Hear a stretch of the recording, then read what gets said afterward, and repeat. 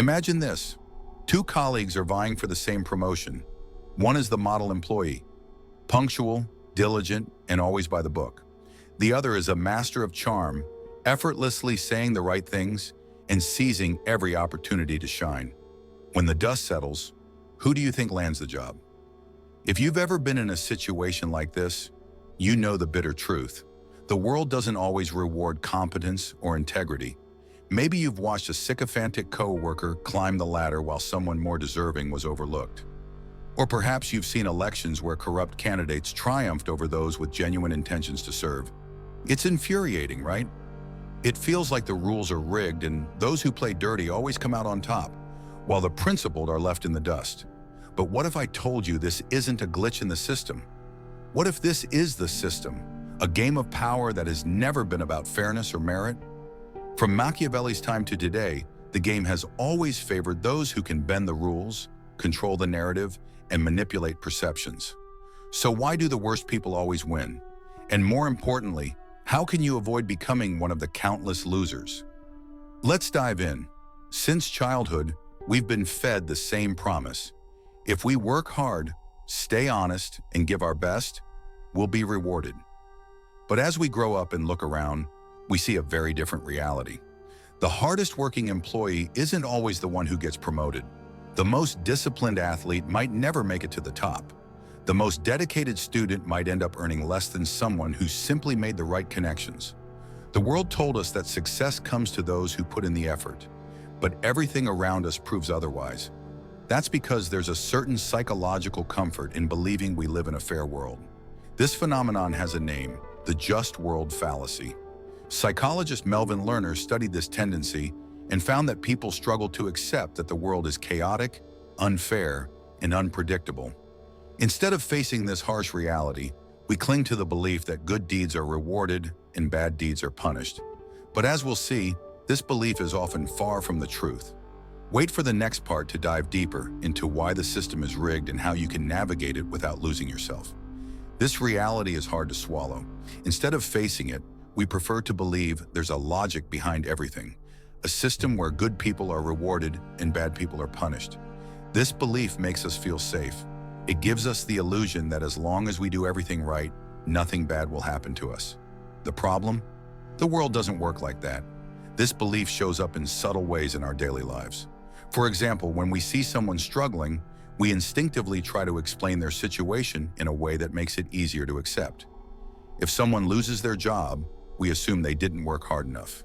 If someone is struggling financially, people quickly say things like, "Oh, they must have managed their money poorly." If a woman is a victim of violence, some might ask, "But what did she do to provoke it?" As if the world operated on simple cause and effect rules. The just world fallacy blinds us to how society actually works. It tricks us into thinking success is purely about effort, and that failure is always the individual's fault. This way of thinking doesn't just ignore inequality and the hidden advantages some people have. It also makes us more vulnerable to the game of power. In the workplace, we see this all the time. Some people dedicate years to a company, meet every expectation, yet remain stuck in the same place. Meanwhile, others, those who understand how to play the influence game, climb the ladder quickly. It's not about who deserves it. It's about knowing where to step and how to position yourself. And this pattern repeats itself in politics, business, and even relationships. If the world were fair, the most capable would be in charge. The most ethical would be successful, and the hardest workers would be recognized. But look around. Who really holds positions of power? Don't get me wrong, this doesn't mean effort is worthless. It does have value, but effort alone doesn't win a game where the rules aren't clear and the cards were dealt before you even sat at the table. The problem isn't hard work itself, but the belief that hard work alone is enough. The game has always been about perception, influence, and controlling the narrative. Those who understand this play, those who don't become pieces on someone else's chessboard. And if this seems unfair, it's only because we're looking at the wrong set of rules. But if the game was never about fairness, then where did the idea come from that we should be good, humble, and obedient? Who decided those were the right virtues? Nietzsche had an answer to this. According to him, morality didn't emerge from a pure desire to make people better. It was created as a tool for control. He called this slave morality, a set of values that teaches ordinary people to accept their submissive position and believe there's something noble in being weak. Think about it. Why do we glorify humility and obedience while viewing ambition and boldness with suspicion? Who benefits from this idea? For Nietzsche, the morality we know today was created by the weak to keep the strong in check. In ancient times, leaders were those who imposed their strength and followed their own desires. Warriors, kings, and conquerors who took what they wanted without asking for permission. This was master morality, based on courage, conquest, and self-determination. But as societies grew and the masses became the majority, those who lacked the strength to dominate created a new form of morality, one that glorified submission, pity, and conformity. This shift in values happened mainly through religion and culture. Christianity, for example, preached that the meek would inherit the earth, that the humble would be blessed, and that suffering would be rewarded in the afterlife.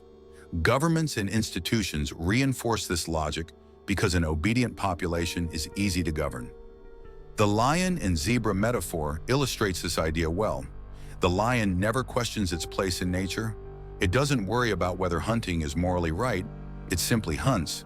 But imagine if all the zebras decided to unite and spread the idea that killing is wrong and that lions should feel guilty for being predators. If the lions actually believed this narrative, they would become weak and vulnerable, and the zebras would finally be safe. Nietzsche saw this happening in society. The powerful, afraid of being perceived as cruel, began to limit their own strength. At the same time, those without power started spreading the idea that true virtue lies in kindness, humility, and resignation. The result? A world where people are taught to accept their place without question. This doesn't mean Nietzsche advocated for absolute selfishness or tyranny. His point was that morality isn't a universal truth. It's a construct that benefits some groups while restricting others. Those who blindly follow imposed rules without questioning them end up living to serve the interests of those who understand the game. And here comes the question, do our ideas of right and wrong really come from within us? Or were they placed in our minds to keep us in line? If Nietzsche showed us how morality can be used to tame the strong, Machiavelli revealed another uncomfortable truth. Power doesn't belong to those who are good or just. It belongs to those who understand how to shape perceptions. Many people believe success comes to those who do the right thing, but Machiavelli was blunt. People judge more by what they see than by what is actually done. In other words, it's not about what you truly do. It's about what people believe you did. This might sound abstract, but it's everywhere. Think about the workplace. How often have you seen a coworker who does less but always seems busy? They know exactly when to talk to the boss. They show up at the right moment and they make sure their presence is productive. Meanwhile, another employee, the one truly carrying the company on their back, gets overlooked simply because they don't know how to showcase their effort. Now think about relationships. Have you ever noticed how some people attract attention and respect without doing much? They're not necessarily the most attractive, intelligent, or successful, but there's something about them that makes others gravitate toward them. It's the perception they create. They know how to position themselves, how to balance mystery and presence, how to create the illusion of value. The same happens in politics. A candidate who speaks well, smiles at the right moments, and knows how to stir emotions has a far greater chance of winning than a truly competent but charisma-lacking opponent. Because in the end, it's not about the truth, it's about what seems true. And this is where many people lose the game before they even understand the rules. We go through life believing that just doing the right thing is enough, that our work will speak for itself, that people will naturally recognize our value. But Machiavelli warns us, it's not enough to be good, you have to look good. It's not enough to have value, you have to know how to show it. This is why corrupt politicians keep getting reelected. It's why companies with terrible products manage to dominate the market. It's why some people always get away with everything, while others are punished for the smallest mistakes. At its core, everything is a game of perception, and those who understand this manipulate the rules without a second thought. Machiavelli never claimed the world was fair. He simply revealed how it works. And this brings us to an essential question. What matters more, being good or appearing powerful? The answer depends on who is playing the game. Machiavelli wasn't concerned with morality, he was focused on effectiveness. To him, a leader didn't need to actually be good, only to appear good. They didn't need to be loved, as long as they were feared enough to maintain control. This logic still applies today.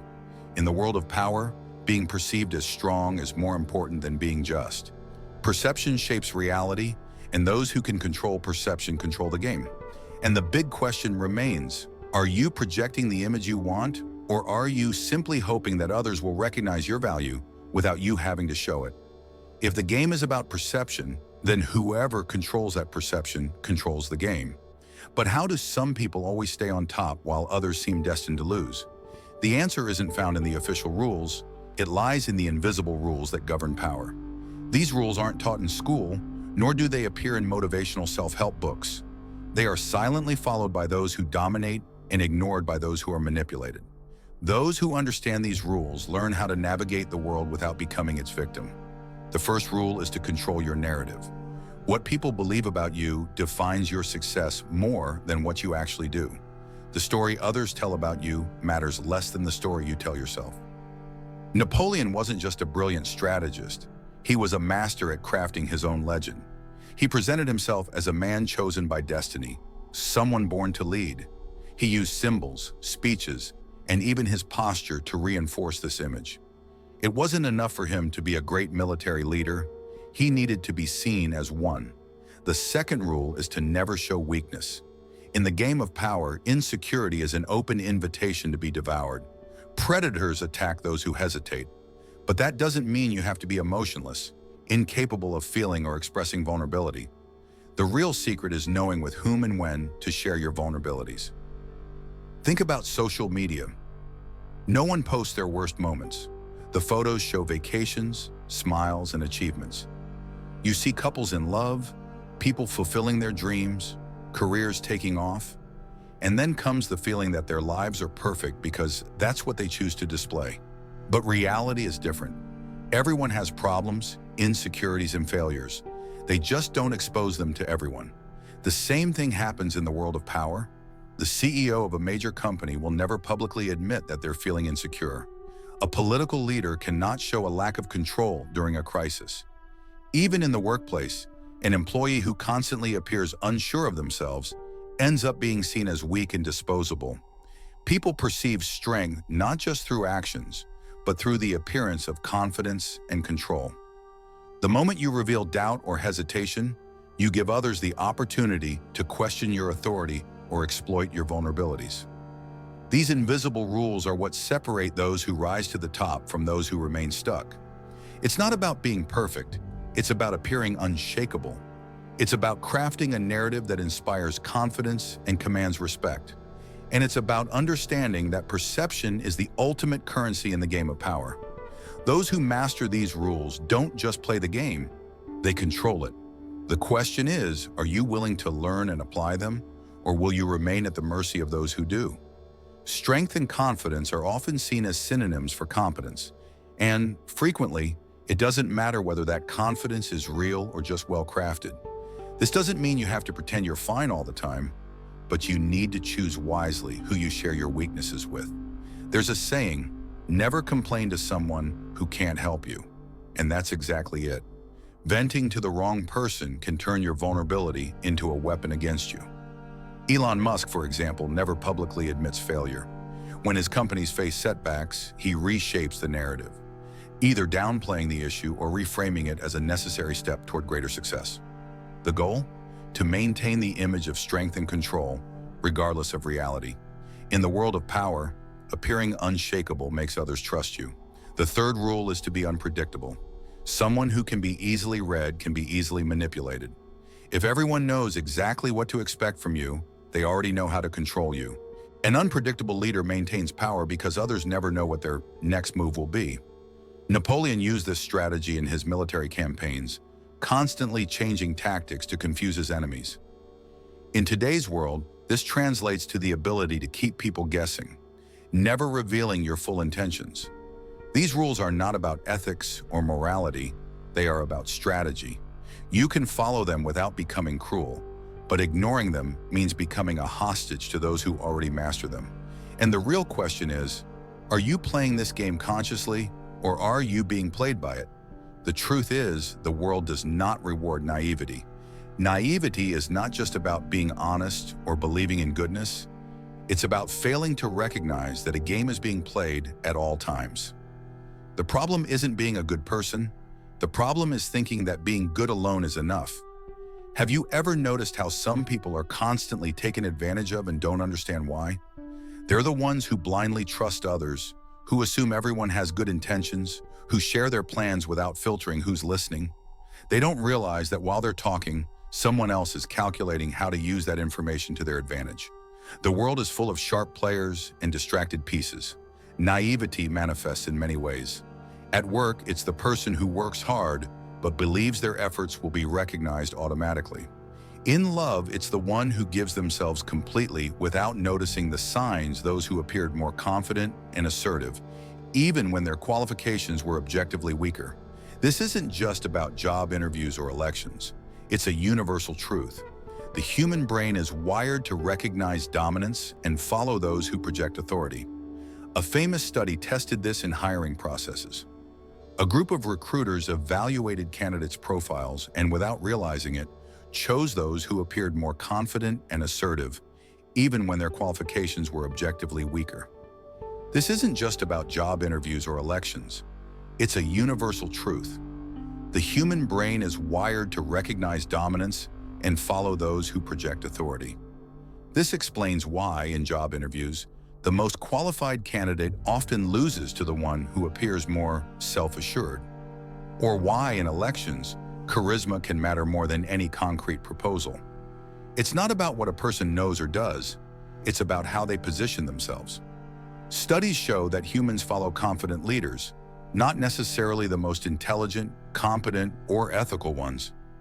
If the world doesn't reward the most just, and the game of power is based on perception, then what exactly makes someone be seen as a leader? What makes us follow certain people while ignoring others? The answer lies in psychology. If you want to avoid being exploited, the first thing you need to do is recognize the rules of the game. Would you rather keep playing in the dark or start understanding the power dynamics around you? Naivety is comfortable because it allows us to believe that the world is simple, but that simplicity is an illusion. The game of power isn't won by those who trust blindly, but by those who learn to observe. Being naive in the game of power is like being a fish that doesn't realize it's inside an aquarium. It swims without understanding the invisible barriers around it, unaware that there is a limit to how far it can go. And when a predator appears, it doesn't recognize the danger until it's too late. Does this mean we should become manipulators or act dishonestly? But it does mean we need to learn to see the power dynamics around us, to know who to trust, to understand how people play the game, and, most importantly, to stop expecting that good intentions alone will be rewarded by the world. The truth is that the world does not treat people the way they treat others. Some mistake kindness for weakness, some see sincerity as an opportunity, and others turn transparency into a weapon against you. In business, it's the one who makes deals based solely on trust without reading between the lines. In love, it's the one who gives themselves completely without noticing the signs that they're being manipulated. At work, it's the person who works hard but believes their efforts will be recognized automatically. Naivety manifests in many ways. The world is full of sharp players and distracted pieces. The problem isn't being a good person. The problem is thinking that being good alone is enough. The game of power isn't won by those who trust blindly, but by those who learn to observe. And the real question is, are you playing this game consciously or are you being played by it? Those who displayed the most confidence, even when those candidates had less experience or fewer qualifications, were chosen. Why?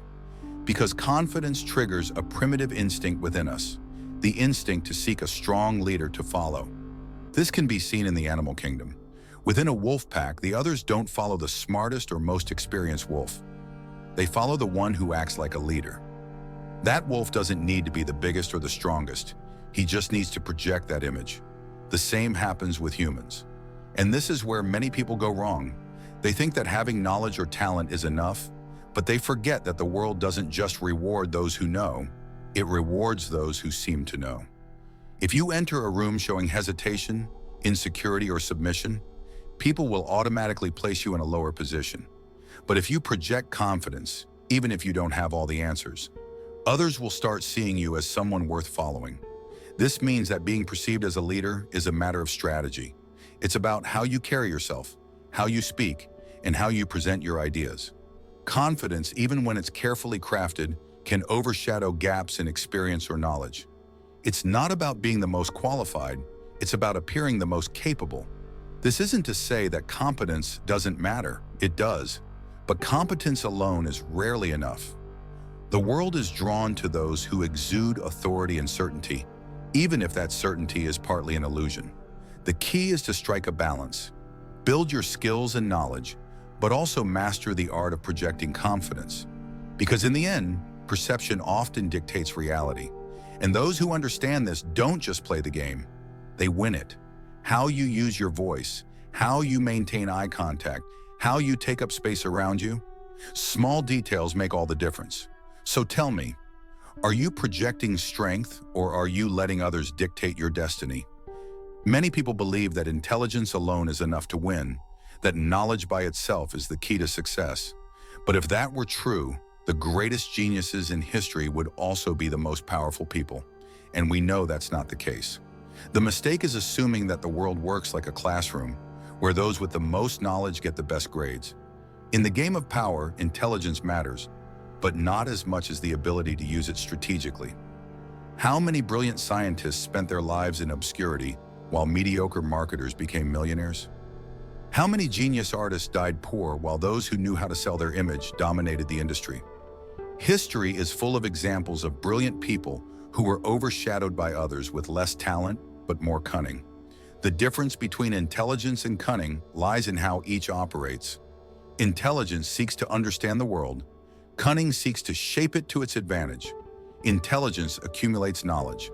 Cunning knows exactly when and how to use that knowledge to gain an edge. It's not hard to find examples of this in today's world. A professional may have decades of experience and an impeccable resume, but if they don't know how to negotiate, influence, or promote themselves, they can easily be surpassed by someone less competent but more strategic. The problem with overestimating intelligence is that many people spend their lives accumulating knowledge, thinking that will be enough.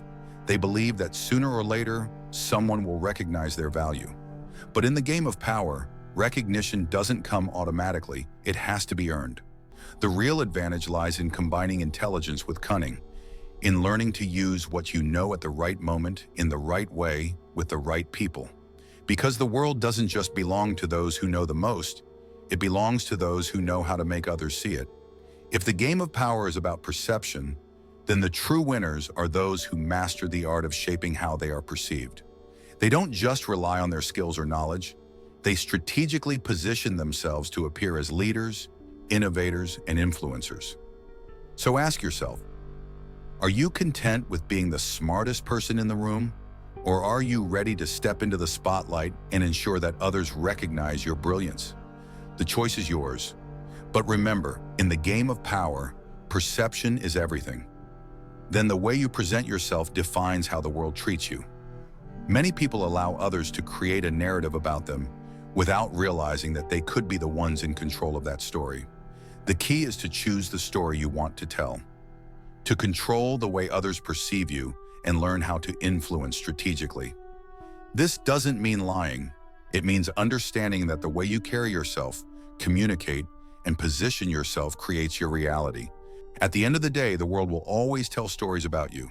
The only question is, will that story be written by you or by others? After all this, an inevitable question arises. Is it possible to play this game without becoming cruel or unethical?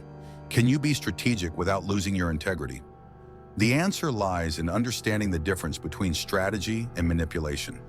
Machiavelli said that cruelty, when well used, can be justified, but when misused, it destroys the ruler. This means that power does not require brutality, but intelligence in the way you act. Those who confuse strategy with malice usually fail because, sooner or later, abuse turns against the player. Politicians and business leaders understand this. The most successful ones create a carefully crafted image, strong but without appearing cruel, firm but without seeming insensitive. They know that respect comes not just from authority, but from how they are perceived. Nietzsche believed that true power was not about dominating others, but about self-overcoming. In the end, winning the game of power is not just about controlling narratives or influencing people. It's about becoming someone who doesn't need to lower themselves to reach their goals. Are you ready to be smart without being ruthless? The world has never been fair. It was never designed to reward those who simply follow the rules, but rather to benefit those who know how to use them to their advantage. You can keep believing that being a good person is enough to succeed, or you can accept reality and learn to play the game like those who always make it to the top. This doesn't mean becoming someone you're not. It means waking up to a simple but powerful fact. The game has always been happening around you. The only choice you have is whether to play it consciously or continue being a piece moved by others. The question isn't whether you like the rules, but whether you're willing to understand them so they stop holding you back. You can be someone who waits for recognition, or someone who builds their own narrative, who controls how they are perceived, who stops reacting and starts acting. If Machiavelli and Nietzsche were right, what does that mean for your future? Power doesn't belong to those who just wait. It belongs to those who understand how to position themselves. So the real question isn't whether playing fair is worth it, but rather, are you ready to play smart? Comment below. How do you see this game? Do you think understanding the rules of power could change your life? Thank you for watching until the end. I'd love to hear your thoughts on this. The comment section is all yours. Let's keep this conversation going there. Hope to see you in the next video.